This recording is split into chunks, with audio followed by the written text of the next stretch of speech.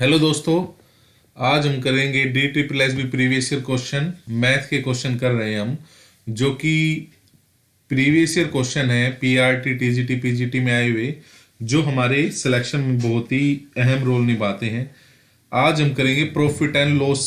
मैंने क्या किया है, जो प्रीवियस ईयर क्वेश्चन उन सभी को कंपाइल कर लिया है टॉपिक वाइज। जैसे कि इससे पहले अगर आपने क्लास देखी हो तो परसेंटेज की वीडियो हम डाल चुके हैं। आज ये किसकी है, प्रॉफिट एंड लॉस की। तो चलिए पहला क्वेश्चन देखते हैं हमारा क्या है।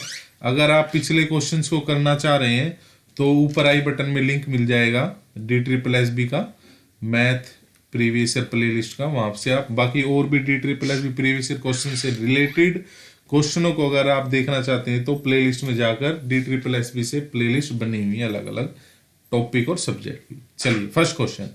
एक व्यापारी एक घड़ी को 30% के लाभ पर बेचता है। यदि वह उसी घड़ी को 20% कम मूल्य पर खरीदता तथा 60 रुपए कम में बेचता तो उसे 30% का लाभ होता और घड़ी का क्रय मूल्य क्या है।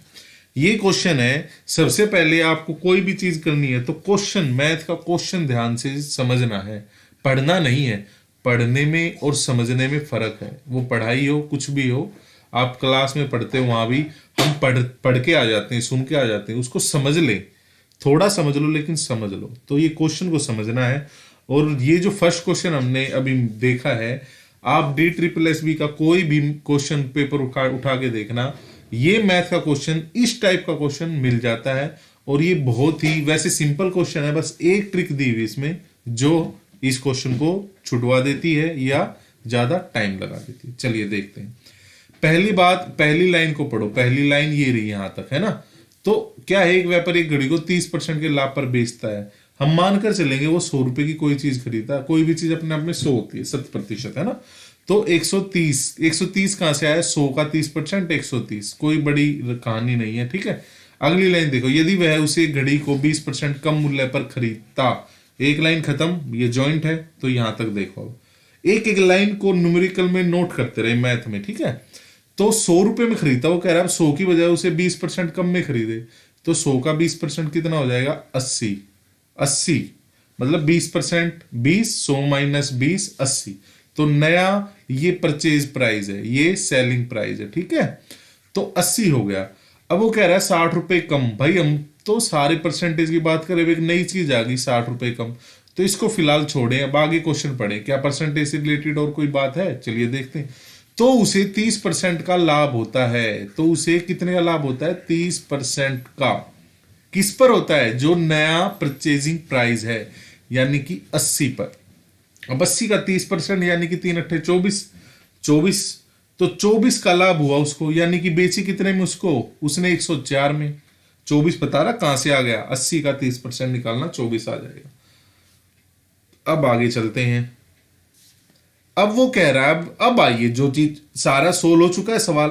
अब जो चीज हमने छोड़ी है बस ये रही कि 60 रुपए कम में बेचता है।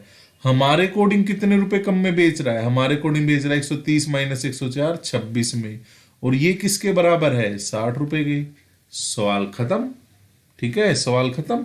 अब देखिए, जब 26 का मतलब 60 है, हमें किसके का मतलब लगाना है, 100 का। अब आप इसे परसेंटेज में आ जाओ, भले ये परसेंट है, ये 26% है, ये 100% है। हमें पता लगाना है 100% यानी एक्चुअल क्रय मूल्य क्या है। तो एक्चुअल क्रय मूल्य क्या है, इसको आप गुना कर दो, जो भी कट पिट के आएगा। ये क्या हो जाएगा, वही बच्चों वाली गुना कर दो भाई, आर पार की 60 ये और नीचे 26, 13 और 3 यानी कि 3000 भाग 13, 13 दूनी 26, 13 तीन 39 और 10 और एक 0 और पॉइंट, ये आगे आप आ जाएगा 230 पॉइंट कुछ है, और यही हमारा आंसर है। इसी तरह जो भी आंसर आए इसको करें 130 से। इस अगर यहाँ पे हमसे एक क्वेश्चन अलग है, अगर पूछ लेता विक्रय मूल्य क्या है, स्टार्टिंग का विक्रय, तो 100 की जगह 130 लिख देते। आ रही है बात समझे। पूछ लेता बाद वाला क्रय मूल्य क्या है, तो 104 से गुना कर लेते, ठीक है ना। तो इस तरह हो जाता है। चलिए आगे चलते हैं। Next question. एक दुकानदार एक मेज को 50% की हानि पे, अब या तो आप पूरा सवाल पढ़ लें या फिर ऐसे ही नोट करते चले। एक दुकानदार एक मेज को कितने की हानि बेचता, देखो परसेंटेज ज्यादा है ना तो इसी को उठा लो। एक दुकानदार एक चीज 100 में खरीदता है, 50 में बेच देता है, बात खत्म। अब यदि उसने मेज को, रुपए की बात आ गई, इसको स्किप करो, आगे चलो, तो उसे 30% की हानि होती है। हानि होती है, कितने की हानि? यदि वो उसको इतने रुपए ज्यादा में बेचता, यानी परचेजिंग प्राइस चेंज नहीं हुआ है, सेलिंग प्राइस चेंज हुआ, यानी 100 रुपए की चीज अब उसे 30% की हानि हो रही है, यानी कि वो 70 रुपए में बेच रहा है ना। 100 का 30% 30 ही होता है। अब ये हो गया सवाल। अब ये देखो 120 रुपए अधिक। अब देखो यार सेलिंग प्राइस में क्या डिफरेंस है, सेलिंग प्राइस में डिफरेंस है 20 रुपए का। हमारे सवाल एक्चुअल में कितना है, 120 रुपए का, यानी कि हमें 100 पता लगाना है। क्या हमें 100 पता लगाना है? जी नहीं, हमें 100 नहीं पता लगाना। हमें पता लगाना है कि 40% लाभ कमाने के लिए वह उसे कितने में बेचे। एक बार अब सवाल पढ़ के सुनाता हूं मैं। एक दुकानदार एक मेज को 50% की हानि पे बेचता, जी हमने नोट कर लिया। यदि उसने 120 रुपए दिए, जी यहां तक भी हो गया, यहां तक हमने सवाल कर लिया। अब आगे सवाल ये है, 40% का लाभ कमाने के लिए मेज का विक्रय मूल्य क्या होना चाहिए? यानी हमें क्रय मूल्य नहीं चाहिए, हमें तो विक्रय मूल्य चाहिए, नए वाला। नए वाला दो विक्रय मूल्य तो आगे ना, एक ये रहा एक ये रहा। नया क्या है भाई? 40%, यानी 100 पे 40 का लाभ, यानी हमें ये चाहिए। तो या तो आपकी मर्जी है कि पहले 100 निकालो फिर वो करो, तो क्यों ना मैं डायरेक्ट यही निकाल लूं, आंसर सेम ही आएगा। ये देखिए 140 गुना 120 बटे ये 2 जीरो, और ये 7 12 सत्ते 84 840। अगर आप वैसे निकालोगे तो 600 आता, फिर 600 का 40%, 40% आता 240, वो इसमें प्लस करते तब आपका 840 आता। तो क्यों ना हम डायरेक्ट ही निकाल लें। आई बात समझ में? चलिए, बाकी मैंने यहाँ पर सवाल नहीं पढ़ा, पहले सवाल पढ़ के करोगे तो अच्छा था। टाइम बचाने के लिए मैंने नहीं पढ़ा है कि तरीका दिखाया आप। चलिए नेक्स्ट, एक मेज का 45% की छूट पर बेचा जाता है, यानी कि कोई चीज 100 रुपए की है, उसे 45% छूट पर बेच दिया, यानी कि 55 रुपए में बेच दिया, 55 पॉइंट में, यूनिट में। ये क्या है? ये है उसका, यदि मेज का अंकित मूल्य ये है, मेज का अंकित मूल्य ये आ गया भाई, है ना, ये हमें दिया हुआ, ये नहीं दिया हुआ, और ये हमसे पूछा हुआ, तो हम निकाल सकते हैं ना। इसको हटा दो, आर पार की गुना कर दो, ठीक है। तो 8800 गुना 55 बटे में 100, 0 से 2 जीरो, और 8 पंडे 40, ये आप करोगे तो ये आंसर आ जाएगा। आपको गुना करके देख लेना, 88 गुना 55। नेक्स्ट, राम को अपनी साइकिल 7744 में बेचने पर 12% की हानि हुई। यदि वह उसे 9000 रुपए में बेचता तो लाभ प्रतिशत क्या होगा? तो इसमें वही है, 100 रुपए की चीज को 12 रुपए में कम में बेच दिया, यानी कि 88 रुपए में बेच दिया, यानी कि ये था परचेजिंग प्राइस, ये है सेलिंग प्राइस, ये है लॉस। हमें दिया क्या हुआ है? हमें दिया हुआ है विक्रय मूल्य, यानी कि सेलिंग प्राइस। और सेलिंग प्राइस किसके बराबर है भाई? ये है 774। अब हमें कह रहा है कि अगर 9000 रुपए में बेचता तो लाभ प्रतिशत क्या होता? या तो आप डायरेक्ट 9000 रख लो, या फिर आप वही 100 करके कर सकते हो। इसको मैं 100 से करके दिखा देता हूं। ये हो गया भाई, आगे बात समझ में। अब देखिए भाई, आर पार की गुना 77 गुना 44 बटे 88 गुना में 100। आई बात समझ में। अब ये कितने पे जाएगा? 11 अट्ठे 11 सत्ते और 11 चौक 11 अट्ठे अट्ठे, यानी कि 8800 रुपये क्या है उसका परचेजिंग प्राइस। अब वो 9000 में बेच रहा है, यानी कि 200 रुपये का फायदा है, और फायदा हमें परसेंटेज में बताना है। तो 8800 से ये सिंपल गुना 2 44, 44 से इसको 4 एकम 4 25 बटे 11। आप इसको भाग करोगे तो 11 दूनी 22, फिर पॉइंट आ जाएगा, फिर 11 दूनी 22, फिर आ जाएगा 8 0 11 सत्ते 77। ये इसका आंसर है, ये आंसर नहीं है, ये मिस टाइप हो रहा है, गलत टाइप हो रहा है। ठीक है, चलिए, उम्मीद है आपको समझ आया होगा। आपको समझ आए तो अच्छी बात है, नहीं तो ये जो क्वेश्चन है ये एज इट इज आपको आपके एग्जाम में जरूर मिलेंगे, तो इनको प्रिपेयर करके जरूर जाना। ठीक है, चलिए नेक्स्ट क्वेश्चन। एक वस्तु का विक्रय मूल्य 1452 है तथा 12% की छूट दी गई है, वस्तु का अंकित मूल्य क्या है? तो विक्रय मूल्य ये है, 12% की छूट दी गई है, तो वस्तु का अंकित मूल्य, यानी कोई चीज पे 100 रुपए लिखे हुए थे, 12 का कम में दी, यानी कि 88 रुपए, वही हो गया। ये कह सकते हैं हम यहाँ पे अंकित मूल्य आ गया, तो ये एमआरपी है भाई, ये डिस्काउंट है भाई, और ये क्या हो गया, विक्रय मूल्य यानी कि सेलिंग प्राइस हो गया। ठीक है ना, तो ये हमें दिया हुआ है, यानी 8888 किसके बराबर है, 1452 के। हमें पता है क्या लगाना है, 100 आर पार की गुना कर देंगे, 88, एक मिनट, नहीं, हाँ, 100 गुना 1452, 1452 बटे में 88, ये 11 से कट रहा है, 11 3, हाँ कट रहा है भैया, 11 8 88, 11 एकम 11, 11 3 33, 11 दूनी ये, और अब 8 एकम 8, अब कट रहा है भैया, एक मिनट,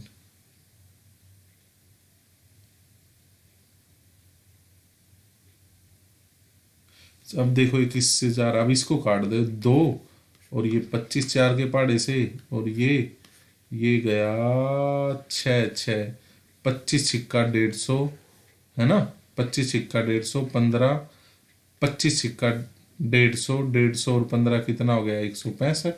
यही हमारा आंसर है। चलिए आगे चलते हैं, बड़ा ही सिंपल सवाल। ये पहले ही आ चुका है, डबल बार है, तो ये देखो यहाँ पर ठीक आंसर लिखा हुआ है इसका, है ना, जो हमने तीसरा या चौथा सवाल किया था। आगे चलते हैं भाई। एक व्यक्ति ने 45 रुपए प्रति पेंसिल की दर से 40 पेंसिल खरीदी। अच्छा जी, वह 20 पेंसिल 20% के आने में बेचता। यदि सभी पेंसिल पर मिलाकर 40% का लाभ कमा गया है तो शेष 20 पेंसिल को किस लाभ प्रतिशत पर बेचना होगा। पहला सवाल, 45 रुपए एक चीज की कीमत है, 40 खरीदी, कुछ भी हो सकता है पेंसिल, या ये हो गया 90 180, यानी कि 1800 रुपए का सामान खरीदा। हमें तो मतलब पैसों से है भाई, प्रॉफिट एंड लॉस में 1800 रुपये का सामान खरीदा भाई। अब वह 20 पेंसिल यानी कि 900 पेंसिल, 900 रुपये का सामान 20% के आने पे बेच देते, यानी कि अट्ठे पे 9 अट्ठे 72, यानी कि 720 रुपये में बेच दिया। अब वो शेष पेंसिल यानी कि 900 रुपये तो 20 पेंसिलों के वो, और इसमें से कितने रुपए का घाटा खाया उस भाई ने यहाँ पर खाया 180 रुपये का घाटा, यानी ये भी पूरे करने हैं, यानी कि 0 8 और ये 10, यानी कि टोटल इतने रुपए कमाने हैं इक्वल आने के लिए। लेकिन ये कह रहा है कि 40% का लाभ कमाए ओवरऑल पे, तो ये जो 900 रुपये का माल है इसको कितने में बेचे, 40%। अब आप 1800 का 40% काट दोगे तो भाई 0, और ये 72 यानी 720 रुपये, यानी इसको तो भूल जाओ, ये तो प्रॉफिट है। अब उसको 1800 रुपये कमाने हैं 900 रुपये के माल से, तो सीधी सी बात है भाई, डबल बेचना पड़ेगा, यानी कि 100% पे। तो और यही हमारा आंसर है। बड़ा ही ट्रिकी क्वेश्चन है, सोल्व करोगे तो थोड़ा टाइम लगेगा, वरना ऐसे बातों से सोच के और बिना पेन उठाए सवाल हो जाएगा भाइयों। चलिए आगे चलते हैं। उम्मीद है आपको समझ आ रहा होगा, नहीं आ रहा तो अपना सजेशन जरूर बताएं। और ये जो वीडियोस हैं ये आपके लिए बहुत ही हेल्पफुल है। आप कितने कोर्स कर लो, कितना कुछ कर लो, अगर आपको एग्जाम का पैटर्न और उसे अटेम्प्ट करना आ गया तो मैं लिख कर दे सकता हूं, आपका बहुत ही अच्छे नंबरों से सिलेक्शन हो जाएगा। बाकी भगवान और किस्मत के ऊपर है भाई। चलिए, एक वस्तु 2000 रुपये प्रति हेलमेट की दर से 3 हेलमेट खरीदता है एक व्यक्ति, वह पहले हेलमेट को 60% के लाभ पर बेचता है। वही आ जाओ भाई, 2000 रुपये की चीज है, यानी कि उस बंदे ने 6 दूनी 12, 6 दूनी 12 यानी 1200, यानी कि 3200 रुपये में बेच दिया भाई सामान 2000 रुपये का। नेक्स्ट, दूसरे हेलमेट को 20% की हानि पर बेचता है, यानी कि 400, यानी कि 1600 रुपये में बेच दिया भाई। कितने का माल, 2000 का माल। ये सेलिंग प्राइस लिख रहा हूं यहाँ पे, ऐसे लिखते चले जाओ, मैं बिल्कुल पेपर की तरह करके दिखा रहा हूं आपको। नेक्स्ट, तीसरे हेलमेट को 30% की हानि पर बेचता भाई, यानी कि 3 दूनी 6, यानी कि 1400 रुपये में। कितने का माल, 2000 का माल। अब पूछ रहा है एंड में क्या हुआ भाई, इनको कर लो प्लस, 6000 तो ये हो गए, और ये 0 0 10 12 2 वासी लगा 1 3 4 5 6, यानी 200 रुपये कमाए उस बंदे ने। किसने पे कमाए, इस पे कमाए, 3 0 1 कट गई, 20 रह गया, यानी कि 10 और 3 3 3 करते रहना भाई, 3 3 3, यही हमारा आंसर है 3.3, है ना। मजेदार सवाल। हमने कुछ पॉइंट पेन उठाया नहीं उठाया। अगर आप इसी तरह मैथ सीखना चाह रहे हैं तो मुझे बताएं। चलिए विजय एक वस्तु को 20% के लाभ पर बेचता है, ठीक है भाई। यदि क्रय मूल्य, अरे भाई कहाँ चल पड़ा पेन, इसे साफ कर देते हैं भाई। चलिए, विजय एक वस्तु को 20% के लाभ पर बेचता है। यदि क्रय मूल्य तथा विक्रय मूल्य दोनों को 20 रुपए कम किया जाए तो लाभ 30% हो जाता है। तो प्रारंभिक क्रय मूल्य क्या है? अब ऐसे सवाल जो मैं आपको बताऊं ऑप्शन से करोगे तो ज्यादा बेटर रहेंगे। वैसे तो मैंने यहाँ डायरेक्ट आंसर ही लिख रखा है, आपको ऑप्शन भी ऐसे ही मिलेंगे, ये नहीं 660 600 ऐसे मिलेंगे, नहीं ऐसे ही मिलेंगे, इसके मिलते जुलते, और इसके मिलते जुलते ही थे 80 90 इस तरह। तो हमने उठा लिया, सपोज करो यही ऑप्शन। टाइम कंज्यूम, देखो कुछ सवाल ऐसे होते हैं या तो उनको आप स्किप करो या टाइम लो, बाकी ऑप्शन उठाने में टाइम नहीं लगेगा दोस्तों। जैसे कि उठा लिया भाई, हमने माना कि 60 रुपए है, ठीक है, ऑप्शन से उठा रहे हैं हम, 60 रुपए है, 20% का लाभ, यानी कि 6 दूनी 12, यानी कि 72 रुपए में। यदि क्रय मूल्य में 20 रुपए कम कर दिए जाए तो 40 रुपए, इसमें कर देंगे तो 52 रुपए। तो 30% लाभ लाभ होता है, यानी कि 12 गुना 100, 40, 0 से 0 4 30% आ गया, यानी कि सेटिस्फाई हो गया। आप इसी तरह 70 रख के देखना, 80 रख के देखना, 90 रख के देखना, सेटिस्फाई नहीं होगा।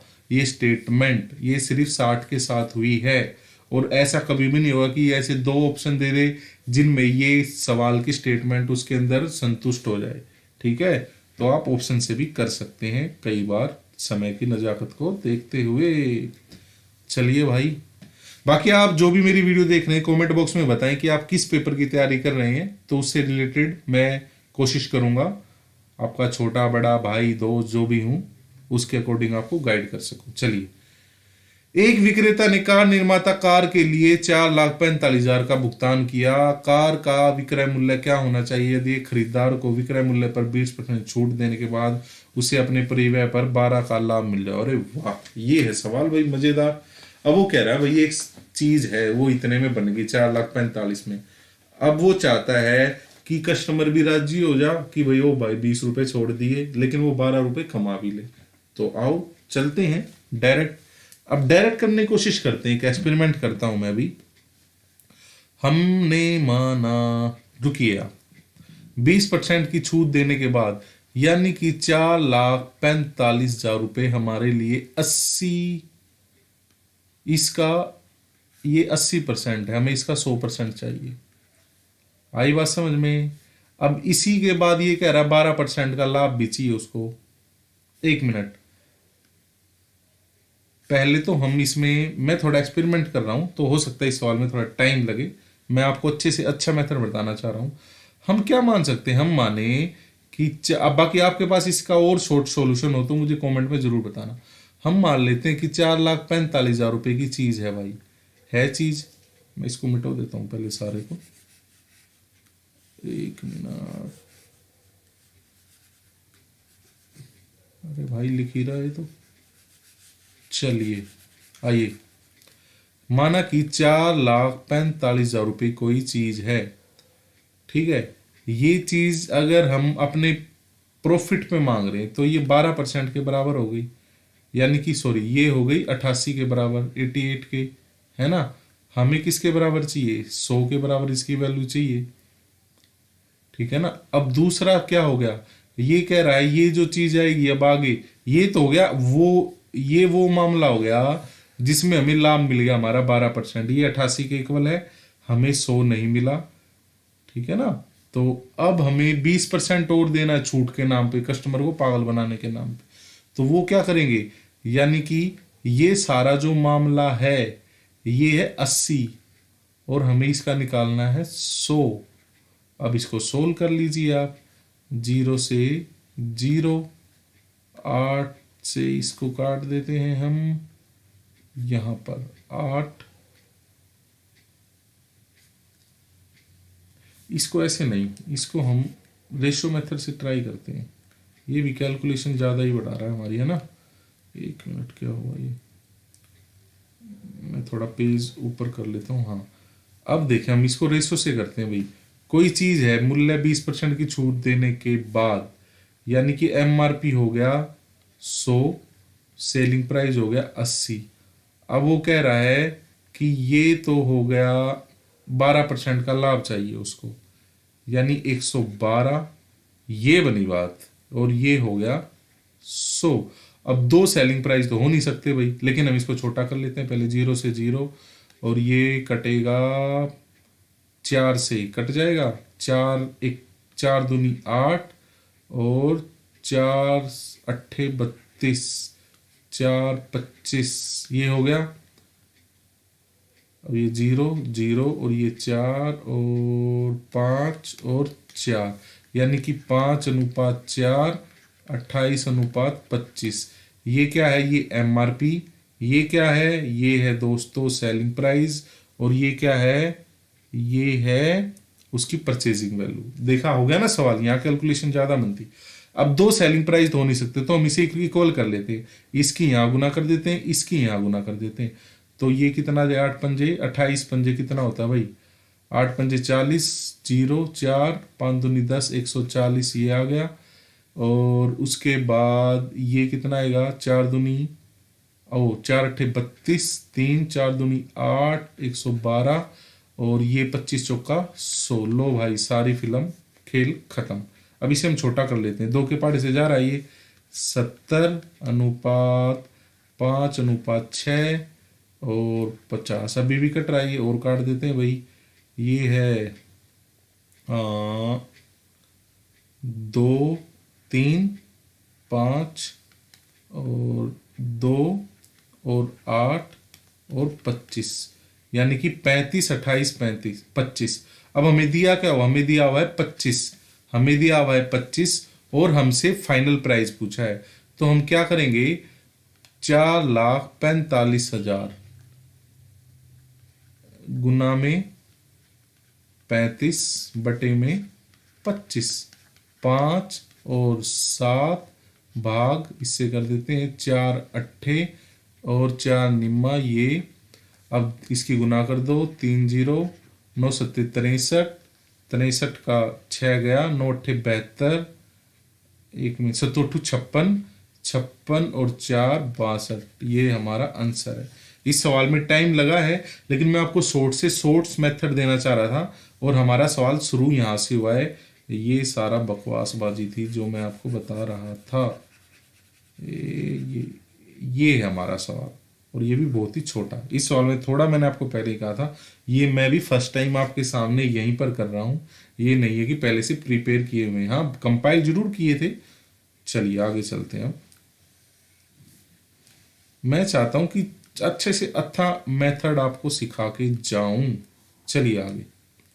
एक व्यक्ति एक्स, मतलब वस्तु का नाम एक्स है, को 12% के लाभ पर बेचता है। यदि लागत मूल्य 8 रुपए कम था और विक्रय मूल्य 14 कम होता तो उसका लाभ 14% होता। तो वस्तु की लागत मूल्य ज्ञात करें। लगभग, यानी लगभग में आ गया है ये, लगभग में आ गया है ये। अब ये क्वेश्चन भी मैं थोड़ा आपको आइडिया से ही बताना चाहूंगा।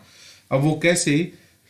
12% के लाभ पर बेचता है। किसको बेचता है? एक चीज को, यानी 100 रुपए में खरीदी होगी और 112 में बेच दी, यानी लाभ मिल गया 12 रुपए। अब वो लागत मूल्य 8% कम कर लेता है, यानी कि 92 रुपए। अब वो 14 रुपए कम करता है तो उसका लाभ 14% हो जाता है, यानी कि 92 का 14%। 92 का 14% निकालने के लिए हमें 114 चाहिए, यानी कि गुना में 100। ये आप इसी गुना करोगे, 4 दूनी 8, और ये आ जाएगा 104.88, यानी कि ये आ गया इसका, यानी कि 92 रुपए की चीज कितने बेचता है? 104। आप इसको 105 मान ले, लगभग दे रखा है तो हम उसी को मान के चलेंगे। 112, इन दोनों का डिफरेंस क्या आया भाई? ये आ गया 7 रुपए। 7 रुपए का मतलब क्या आया भाई? 14 रुपए। 7 एकम 7, या तो आप 1 मान लो, वरना हमने माना क्या था शुरू में? 100 माना था, तो इसकी आर पार गुना, बटे में 7 है, 7 एकम 7 200। हमारे अकॉर्डिंग 200 आ रहा है, ऑप्शन में 200 नहीं मिलेगा। 200 के नियरेस्ट जो आंसर था वो यही था, और यही हमारा आंसर था जो DSSS ने दिया हुआ था।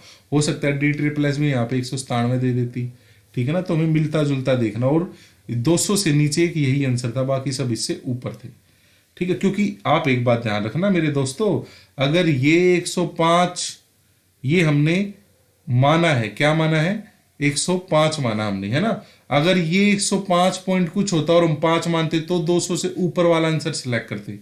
हमने पहले ही इसमें पॉइंट 12 एक्स्ट्रा माने हैं, इसीलिए हमें 200 से नीचे वाला आंसर लेना। ये थोड़ा ध्यान रखना लगभग के सवालों में।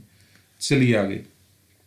40% और 20% की दो क्रमिक छूट एकल छूट के बराबर है। ये सीधा क्वेश्चन भाई, किसी चीज का 100 उस पे 40 की छूट दी यानी कि 80 बचा, और इस पे भी 20 की छूट दी, सॉरी 60 बचा, इस पे 20 की छूट दी तो 80 बचा, और जो भी आएगा 0 से 0 0 0 0 6 6 36 6 48, यानी 48 रुपए में वो सामान बिका, यानी छूट कितने की हुई? 52 की हुई। तो यही हमारा आंसर है। आगे चलते हैं। चलिए भाई नेक्स्ट सवाल देखते हैं क्या है। एक घड़ी 10% के आने पर बेची गई, यदि उसे 140 रुपए अधिक में बेचा जाता तो 4% का लाभ होता। लागत मूल्य पहले जैसा है, बाकी मैं करके दिखा देता हूं। 100 रुपए की चीज 90 में बेच दी भाई, हो गया ना 10 रुपए घाटा। अब वो कह रहा है 140 रुपए अधिक में बेचा जाता तो 4% का लाभ होता, यानी कि ये नहीं पता हमें 104 का यहाँ पे लाभ हुआ। यहाँ 104 यानी 4 का 100 की चीज है, 4 100 ऊपर बेच दी 104 में तो 4 का लाभ हुआ, तो 104 में बेची होगी इसका। अब इनका डिफरेंस क्या है? इनका डिफरेंस है 14, और रियल में डिफरेंस क्या है? 140, यानी 1% की वैल्यू क्या है? ये हो गया 10, यानी कि 100 की वैल्यू क्या हो जाएगी? तो 1000। यही लागत प्राइस है। पहले कितने में बेची थी? 900 में। बाद में कितने में बेच दी भाई? बाद में इसका 104 निकाल लो यार, 1040 रुपए में बेच दी थी। सारे प्राइस बता दिए, और क्या चाहिए यार, राम लुटोगे। चलो, एक वस्तु को 800 रुपये अधिक में बेचने पर कविता को अपनी बिक्री पर 13% के आने बजाय 7% का लाभ होता है। लागत मूल्य बताए। इसका सोल्यूशन आप मुझे कमेंट बॉक्स में बताएं। चलिए आगे चलते हैं, क्योंकि डिक्टो 13 की तरह सवाल है। नेक्स्ट क्वेश्चन हमारे सामने। यदि एक दुकानदार अपनी वस्तु के अंकित मूल्य पर 30% की छूट देता है और इस प्रकार लागत मूल्य पर बिक्री करता है तो एमआरपी बताएं। अच्छा जी, जो मैंने 10वां सवाल था ना जिसमें बहुत टाइम लगा था, ये उसी की तरह हो जाएगा। देखो, एक मतलब उसके मिलता जुलता, उतना जितना टफ नहीं है, लंबा नहीं है। एक दुकानदार अपनी वस्तु के अंकित मूल्य पर 30%, यानी 100 रुपए का एमआरपी है और उसे 70 पर बेचता है, तो बिक्री करता है लागत मूल्य पर बिक्री। इस प्रकार लागत मूल्य पर बिक्री करता है, तो एमआरपी क्या परसेंट है? अब सीधी सी बात है भाई, 70 रुपए की चीज 100 में बेच रहा है तो 30% एक्स्ट्रा एमआरपी है। इसका निकाल लो, 0 से ये कट जाएगा सारा, 0 0 यानी 300, 300 बटे 7, तो आप काटोगे तो 7 चौक 7 या 21, 7 चौक 28, है ना। तो 28 2 यहाँ गया, 7 दूनी 14, 7 चौक है 7 दूनी 14, और ये 42 पॉइंट कुछ आंसर है, और यही इसका आएगा।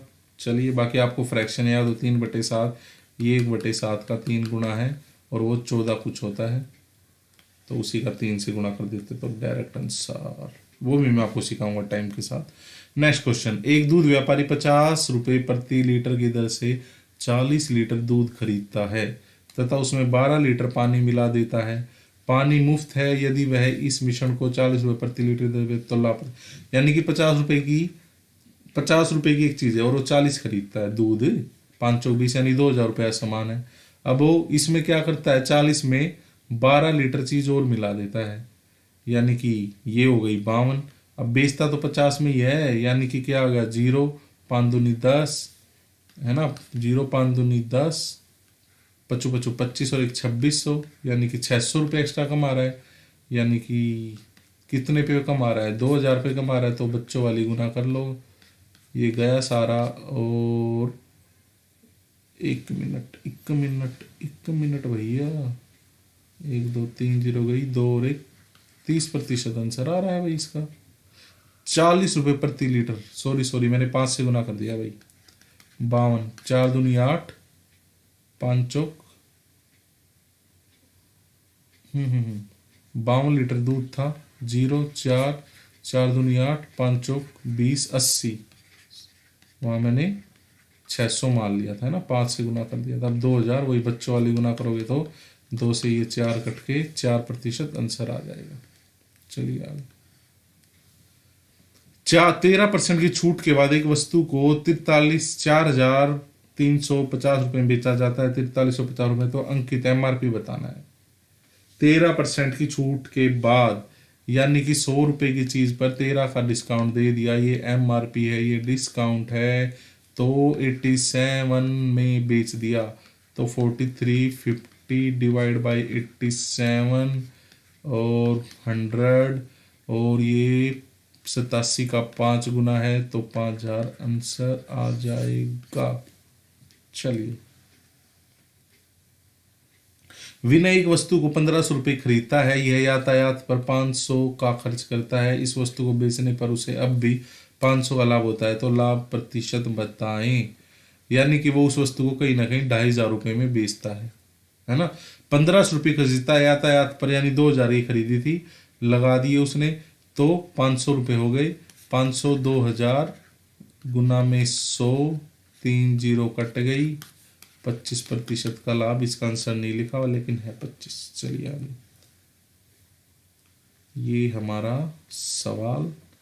1 किलोग्राम चीनी के मूल्य को 34% बढ़ाया जाता है। ठीक है भाई, बढ़ाया जाता है। कीमत 51 रुपये बढ़ जाती है। भाई दोनों चीज दे दी। 34 किसके इक्वल है? 51 के इक्वल है। तो प्रति किलोग्राम नया निकाल लो या पुराना, मर्जी आपकी है। अगर पुराना निकालना है ये 34, तो 100% निकालो भाई, फिर उसका 34%, फिर ये प्लस करोगे। तो क्यों ना हम डायरेक्ट 134% ही निकाल लें बाबू।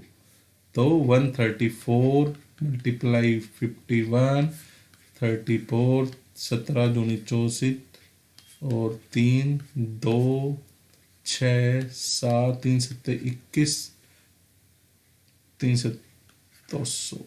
ये हमारा आंसर है 201। चलिए भाइयों, ये थे आज के हमारे प्रॉफिट एंड लॉस के क्वेश्चन।